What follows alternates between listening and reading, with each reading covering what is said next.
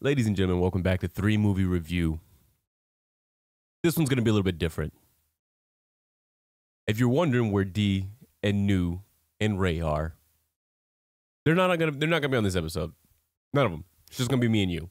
Me, you, and the popcorn as we go over 3 new movie trailers. Why is that happening? Well, me, Nu, and D did record a 3 movie trailer review episode. And in fact, we looked at, got it right here, The Thicket, The Killer's Game, and Arcadian. Those were the 3 trailers that we had reviewed for this episode. Here was the problem. The episode sucked!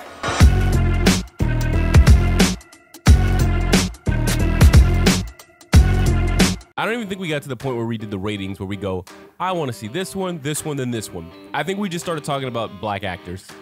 That was it. That was the episode. So I can't release that episode. I almost released that episode, but it wouldn't be 3 movie trailer review. It'd be something else because we just lost interest in the movies that we saw. So now I've got to re-record this solo dolo because I can keep me on track.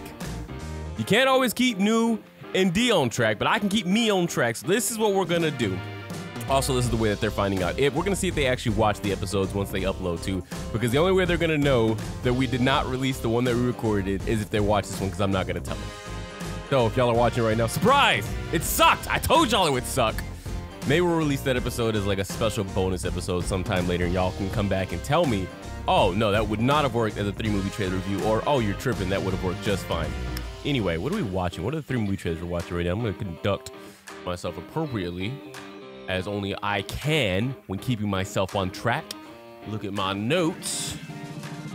Ah! She is unlike any nun you've ever met, and she's got a secret. How come the nuns were never secret hookers when we were in school? Let's see what's under that wig. Oh, hell no! Say a prayer for Sister Sugar Walls. What? We're definitely seeing that. May 25th, 1986. Today is a big day. Last summer, I was too scared to ask out Melody Barnegat, the raddest woman I ever met. But this morning, I invited her to the movies, and she said, okay. Seriously? Hold on 1 second.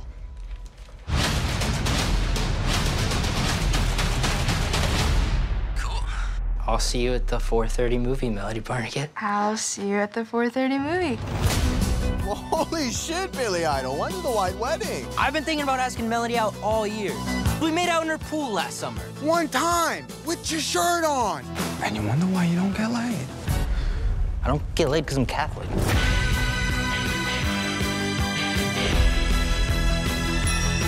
We'll save seats, you get snacks. You can't give them cutsies when they get back. I'll tell my dad. I don't care what you tell your dad, little kid. Dad, he showed me his privates. You did what? You disgust me!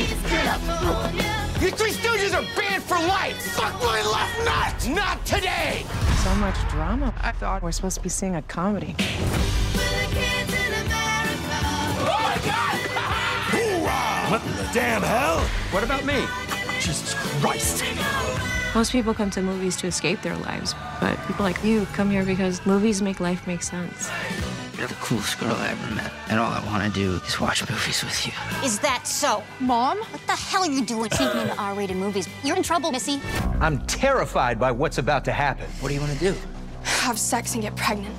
That'll show her. If that's what you need. Remember Rocky IV? Yeah. When he just like punched him so hard. Yeah. Remember that? It's the climax. He climaxed? All right, we're gonna stop. Hey, Nu and D, they screwed up. They screwed up by not being here for this episode. I didn't tell them that I was doing this episode. It's not the point. They screwed up because that was actually a really funny trailer.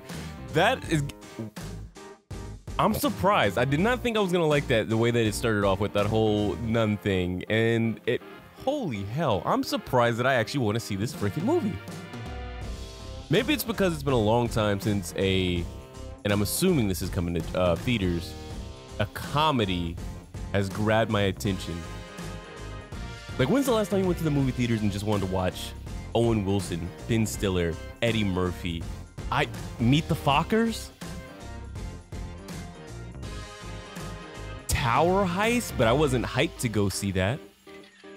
Yeah, there's just not that many comedic films that come out nowadays that you go like, I need to stop everything and see that movie. Now, I'm not saying that this 4:30 movie makes me go, I need to stop everything and go see this, but out of the comedic trailers that I've seen so far, this one would be high on my list to go check out. First of all, let's look at that cast list. That was crazy. I mean, without even looking at what is this, Kevin Richardson's or Kevin Williams, or I can't remember his name, but it's something like that. I've seen him in a few things.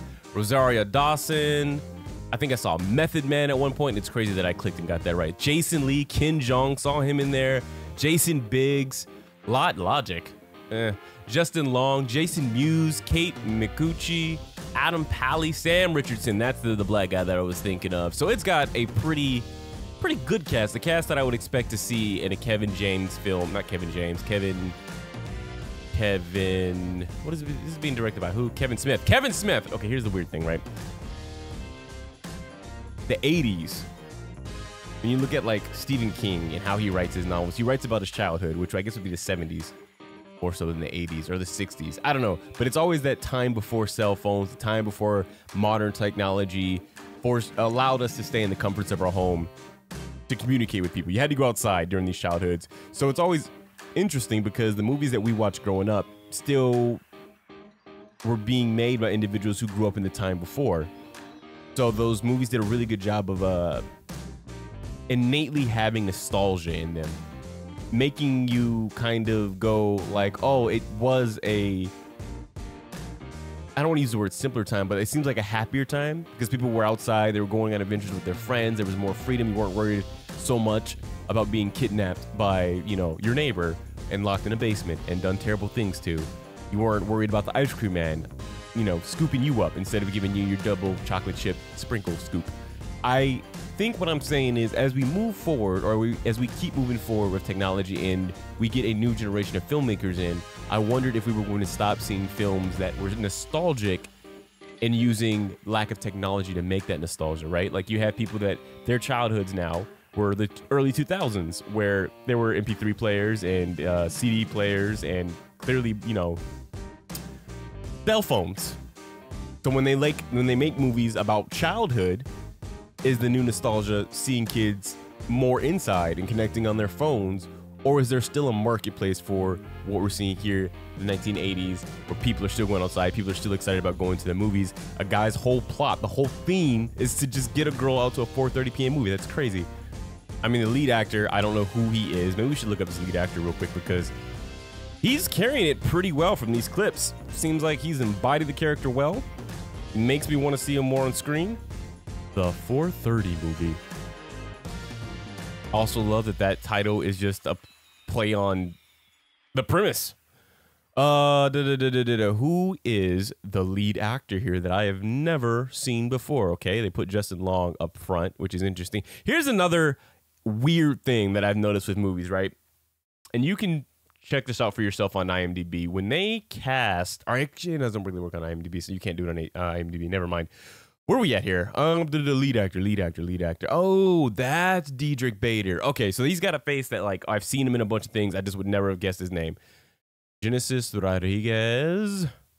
That's not who I'm looking for, though. Oh, Siena Agudong. I think this is the one that's playing the love interest, which I was trying to figure out. I was like, is she white? Like, what is his love interest here? But clearly, definitely, probably not. Most likely, not going to say white. Oh, she was in Transformers, Resident Evil. Oh, young Billy Wesker in Resident Evil. I only watched one episode because that was super boring. Cool, Awesome, and Desirable. Let Us In, the Fast 9 saga. She's got a damn good credit list to her name for somebody who I imagine is pretty young. How old is she? Is she actually a teenager? She looks like an actual teenager, but 2004. So she is, what, 20? 10? Yeah, 20. Not a teenager, but for like her credits list, that's impressive for that age. Austin Zajur, also born in what year are you also born in? Because like y'all's ages are crazy to me. Because we're starting to see, not starting to see, we are firmly in the era of who's next up, who the new stars are going to be, who are the ones that when you say their name, I'm not going to recognize because I don't go to the movies to see the movies that they're putting out. it doesn't have his birth date on here, but I'm gonna assume that he's probably close to 20 or 21. And I think possibly this is the main actor, question mark. Oh, I didn't even know they were doing a Scary Stories to Tell in the Dark too. That's cool. That was actually a really, really good movie. A really fun PG-13, slightly more aggressive in the thrills than I thought it was gonna be for a PG-13. He's the only one that even kind of makes sense. I think it's this guy's Austin Zajur. So if it is him, great. And if not, well, I guess we're looking at the wrong guy. The point is, he's done. Let's see here. Middle Finger, Fool's Paradise, 911, Bad Connection, Mythic Quest, The Conners, Clerks 3, Student Body. Okay, so he has a connection to Kevin James as well. Cruel Summer, The Fallout. Okay, his credit list isn't as impressive yet. This definitely seems like somebody who's just getting started still. But he's carrying it, like I said, very, very well. It's definitely a movie that you want to see with older people, I feel like. Clearly younger individuals will enjoy it the way we enjoyed American Pie or Superbad, but the older generation, I think, this is going to scratch an itch. Not that I grew up in 1986, but just seeing movies of a certain vibe, of a certain message, of a certain theme, again, in the movie theaters. We don't have a lot of that. It's not a superhero film. It's not a horror film. It's not a remake. We don't see it. I say we go and support this one because Kevin James is doing something original-esque in the modern day way of storytelling and movie making. And I'm really hoping this is coming to theaters. It looks like it is. So with that being said, what are we giving this on the certified JLW scale? It's a really great question. I'm saying this is a 4, a solid 4. If you don't know, see, this is the ish New Jay would make fun of me because I said 4 and I put up 3. It's a speech impediment. Forget about it. 4. I'm giving it a 4, gas in the tank. I think that you should definitely load up the family, the friends, and go check this one out. Really great trailer, really good vibes. It's a feel good movie. Moving on, trailer number 2. What is trailer number 2? Look, if I had done this properly and had the episode that we recorded last week, I would know what the trailers are. But because I'm doing this last minute, I've got to look at my handy dandy notes. We watched 4:30, so we can cross that bad boy off. Don't look at my handwriting. Okay, yeah, we'll do this one. We'll do this one. This one seems like a good one. This is the one. This is definitely the one. Our man works alone. An exceptional assassin. And never looks the same way twice. I know I can find him.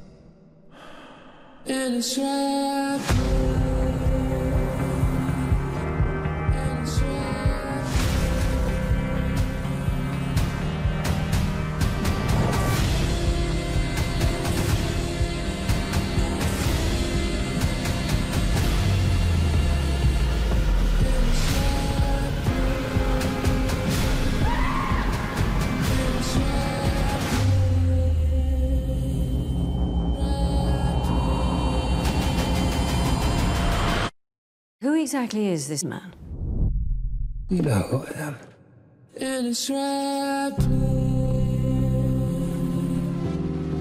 New series coming November 7th, the day of the... Oh, I'm sorry. You are done? Okay. Shoot the watermelon. Now we're done. New series coming November... Did it say November 7th? Did it say November 7th? Really? Somebody's birthday is that day. That's a very, very, very, very special day. Interesting that they would pick that day. Here was the thing about starting with a movie like the 4:30 movie first. It sets a high bar, and everything else afterwards has to either match tone, message, vibe, energy, or show me something new. So the Jackal, the day of the Jackal, let me get the title right here. Well, first of all, it's got 2 million views, so clearly I'm about to be in the minority in what I'm about to say because holy hell, that's a lot of views for just a random movie. It has Eddie Redmayne in it. I enjoy Eddie Redmayne. I really enjoyed him in what's the movie where he played Stephen Hawking? The everything. Oh, damn it, I'm about to say Everything Everywhere All at Once. Aeronauts, James the Giant Peach, Early Man. No, what's the movie that made me a fan of Mr. Redmayne? Where The Theory of Everything. As you can see, I still have the rating on there. It's a 9. I gave this a solid 9. If you haven't seen this, you need to stop what you're doing. I don't care if you don't care about who Stephen Hawking is. I don't care if you don't care about science and math and physics and stories about drama and relationships. This is a good movie. I know we're talking about the Day of the Jackal, but I just want to really stress here, you're missing out if you've not seen this movie. The decline, the way that Eddie just embodies Stephen Hawking as a man that's like the peak of mental everything, and just like the dangerous like precipice he falls off as his body fails him but his mind is is leagues beyond our own, and balancing like staying positive but also losing the things that you can do day to day and knowing what you're going to eventually become. The movie is just incredible. I really highly recommend it. So Eddie Redmayne, I'm a fan of. So that alone makes me give this movie like, I would pay attention. The trailer though, the trailer is an issue because it's showing me nothing new. When we're still doing shots of some sniper from some faraway distance shooting some random fruit and like that's supposed to be your big selling point, like that's an issue, right? 2024, nobody cares that you're 100 yards away and you're shooting a watermelon. Doesn't do it, doesn't sell, doesn't make me go, oh my God, I can't wait to see that scene. Point being that when I watch the trailer, it just shows you a stereotypical action movie. I love the idea of Eddie Redmayne playing an assassin. I just wish that they would have given him something more unique to do with because that dude is super talented, way too talented to just be playing your run-of-the-mill Jason Statham or Jason Bourne type character. I know I compared an actor and a fictional character before. You know what I'm talking about though. Just like a kick-ass dude who is super hard to find, and when you do find him, you end up loving him because he's got a heart of gold or he's an anti-hero or whatever. Just give him an interesting quirk, you know? Make his leg fake or something like that. Like his leg knocks off into the shotgun. Actually, I think we saw that before in Texas Chainsaw Massacre. He's a clone. He's a robot. He's a synth. He's actually a woman. I don't know. Just something different. Based off that trailer, it didn't look like there was anything different. He just disguises himself really well. I'm gonna be a master of disguise. I'm going to be a master of disguise. I'm going to be a master of disguise. I'm going to be a master. 2.6 million for this? No. Let's see what the tagline is, or the synopsis. A ruthless assassin, the Jackal, played by Eddie Redmayne, makes his living carrying out hits for the highest fee. Like pretty much every other badass assassin, I guess. But following his latest kill, he meets his match at a tenacious British intelligence officer, Lashana Lynch, who starts to track down the Jackal in a thrilling cat and mouse chase across Europe, leaving destruction in its wake. So maybe the selling point is that you get to travel across Europe. Somebody else just texted me. Why are you texting me during 3 movie trailer review? Y'all know what time it is.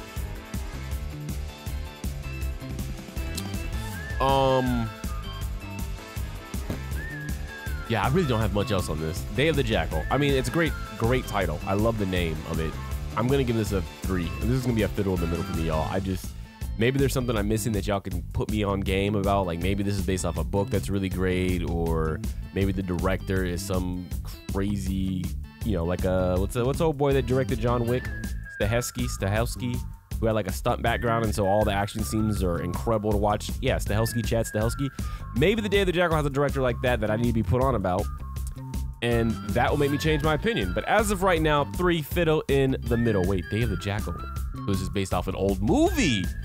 Now we're getting somewhere. Fred Zimmerman's the film The Day of the Jackal, a John Wolfe production based on the book. Okay, now we're really getting somewhere. Let's see if this is the same thing. It's a 1973 political thriller film directed by Fred Zinnemann, starring Edward Fox. Let's see here. What is it about? The film is about a professional assassin known only as the Jackal, who was hired to assassinate French President Charles de Gaulle in the summer of 1963.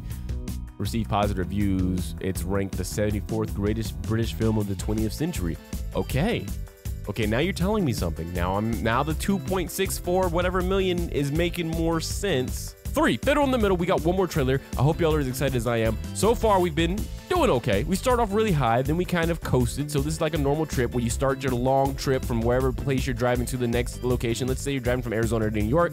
You get in your car, you're excited, you got all the snacks, the Slim Jims, the chips, the things that are gonna kill your kidneys, your livers, your stomach, and you're hitting the road, and then you get about through Texas, and you realize, holy ish, Texas is a big ass state. This state doesn't end. So we're coasting now. It's not like it's a terrible ride. It's just like, damn, a long ass drive. Hopefully, this last trailer will serve as like a spark. I don't know, like a car chase happens right in front of you, or like a tornado is off in the distance and you've got X amount of time to go throw your car in a ditch somewhere. It's just something to spark it up a little bit for you. You know, like a normal vacation ride would do. Next trailer. Hit me with it. I'm excited. You got it. Officer Shelley. Will. Officer Brogan here is going to show you the ropes. Play nice. I really just got one piece of advice. Don't kill anybody unless you really have to, because that shit is messy. This is Providence, man. Nothing happens here. Calling car 2. Calling car 2.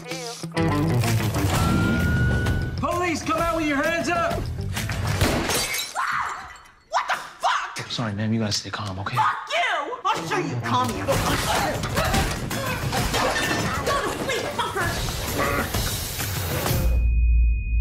Oh, fuck me! What the fuck happened, Will? It was my #1 piece of advice! Don't kill anybody unless you have to!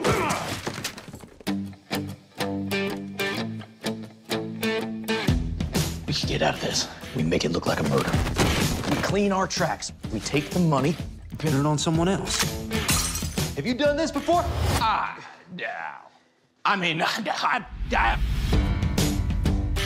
Sir, you notice anything that was missing? Place is a mess, but no, not one thing.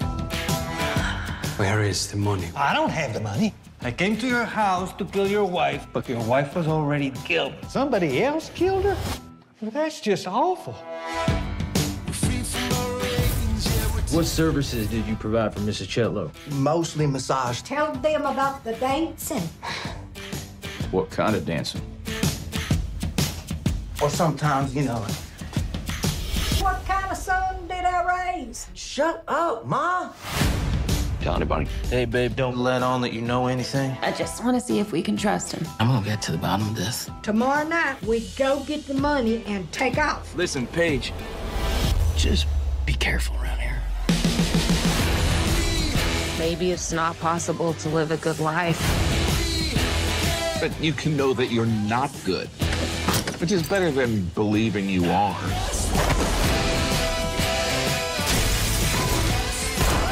People are dead. It's too much loss for it to just be a coincidence. We're good people, and good things happen to good people.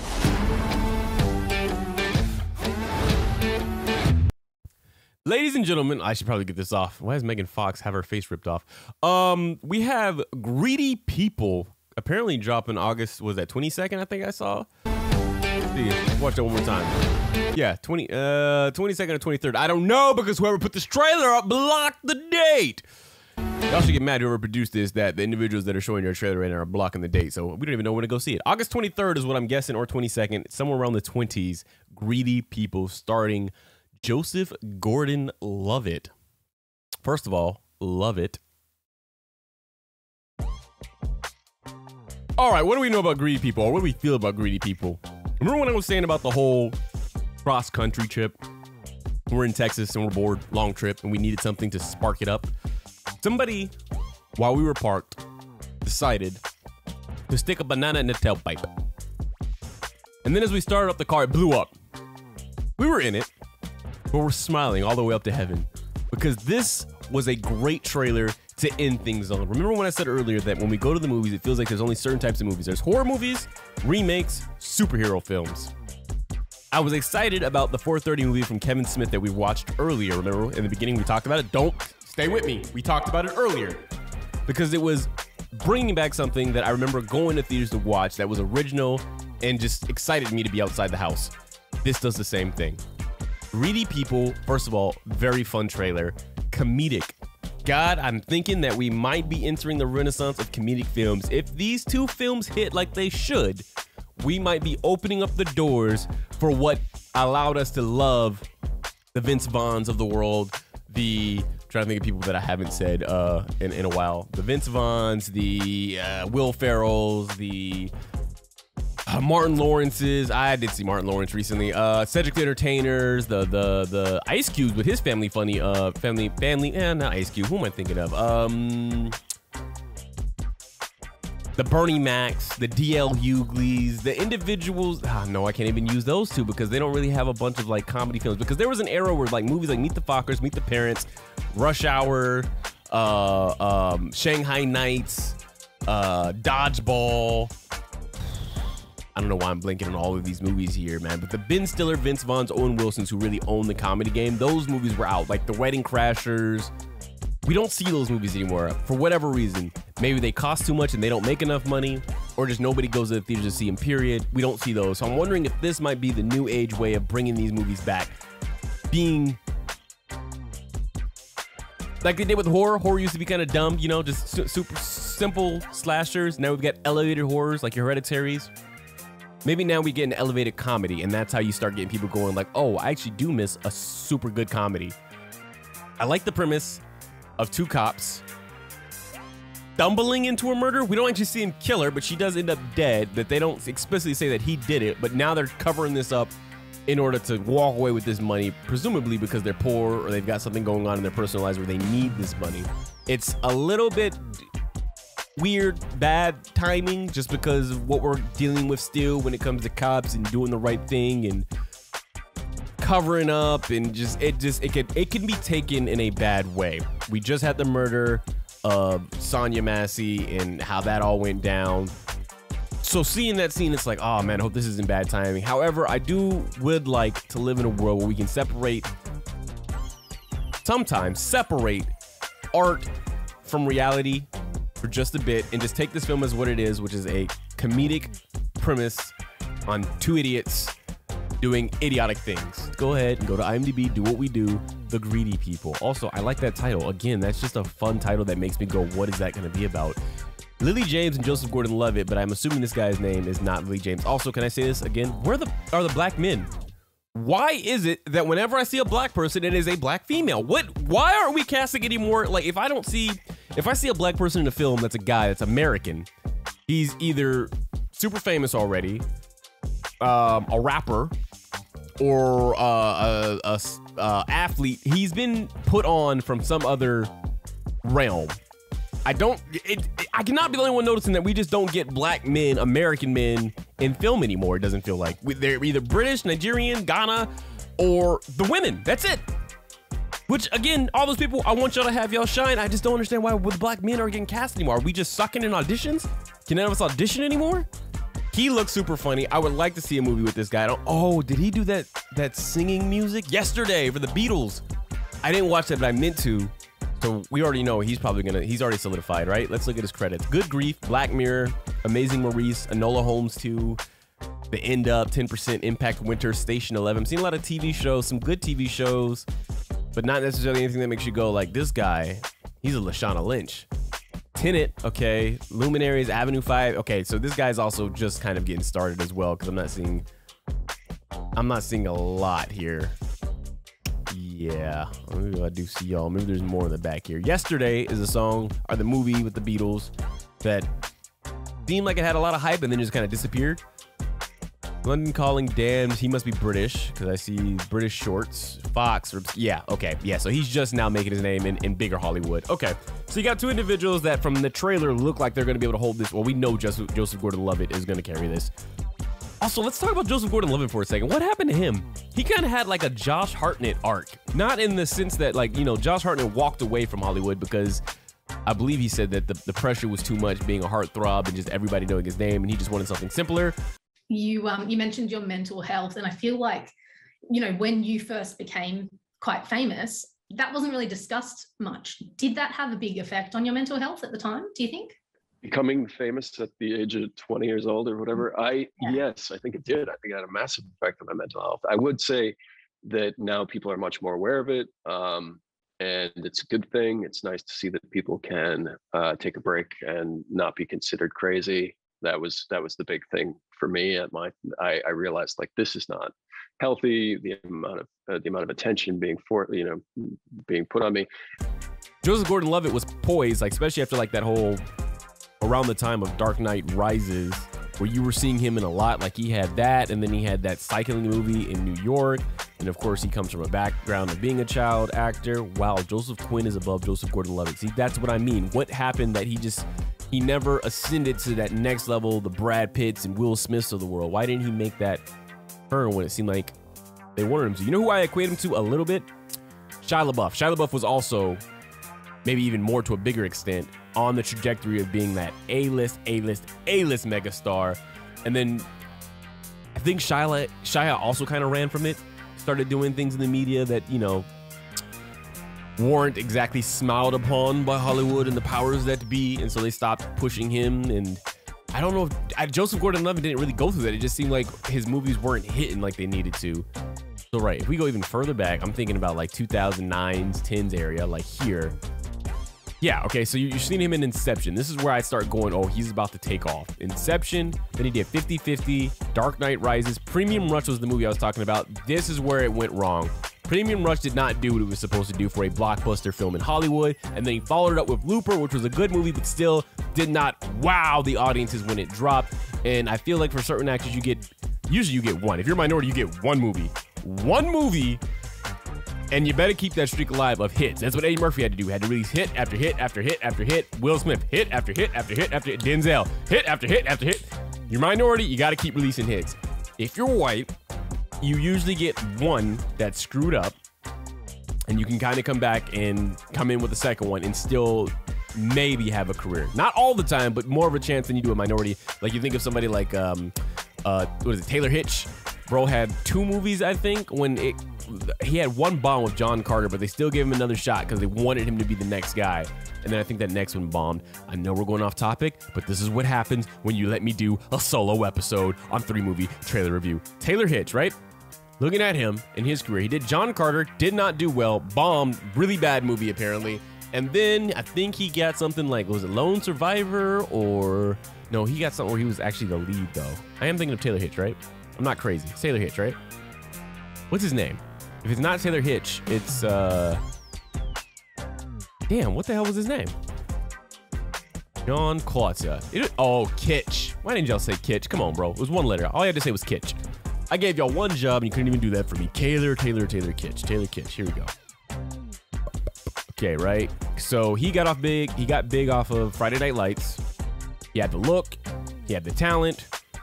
Seemed poised to be the next big blockbuster thing.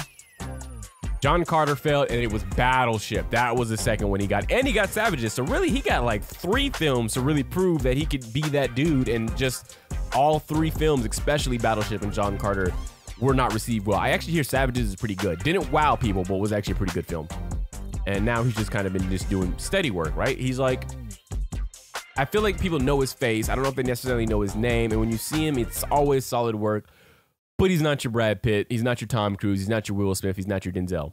This guy right here, I don't know his name. He's just one of those guys that I know from Scary Movie that, I mean, he's usually, I don't want to say usually pretty funny because I don't know a lot of his work outside of Scary Movie. But this... Massage. Tell them about the dancing. What kind of dancing? Yeah, that... Well, sometimes, you know... seems right up his alley. The character that's a little dim-witted, kind of being used for his good looks for whatever purposes that woman was using him for. I'm assuming based off the dancing, it was sex. He had not a resurgence, but a film recently come out, maybe a few years ago, that also showed him in a different light. That wasn't him being like a dim-witted idiot. That had range and like heart to it. That I think did really, really well and was like on an award circuit.